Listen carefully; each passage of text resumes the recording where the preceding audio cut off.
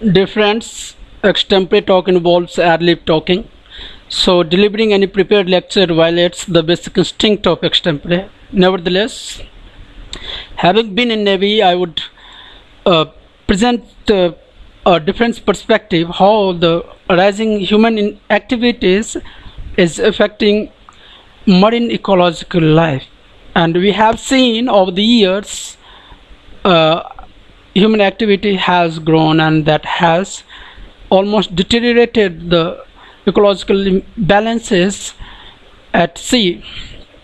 Today we are feeding more than 7 billion population worldwide, and the landmass area that occupies 29% of the earth's surface is not enough to feed us. So our growing dependence over sea is increasing day by day. I can say you almost 97% of sea trades, world trades, are controlled through sea routes only. That is giving a lot of complexities. Powerful navies around the world are now controlling sea routes, and countries which do not have control over sea routes are just depending upon them to provide securities. One of the implications I can slightly mention is that Indian Navy's activities in Gulf of Aden to combat Somalian pirates is just an example. Earlier, Navy's role used to be defend its own frontiers, and now it has manifested to providing security to sea lanes for peaceful trade activities. Other things, every year we are extracting billions of tons of livestock from sea, and with an speed which is unsustainable.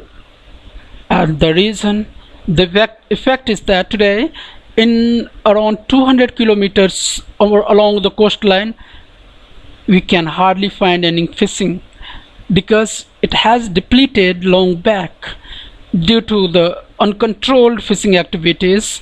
Now our fishermen go deep inside the Arabian Sea and then Bay of Bengal to carry out fishing activities, and it has grown very cumbersome activities.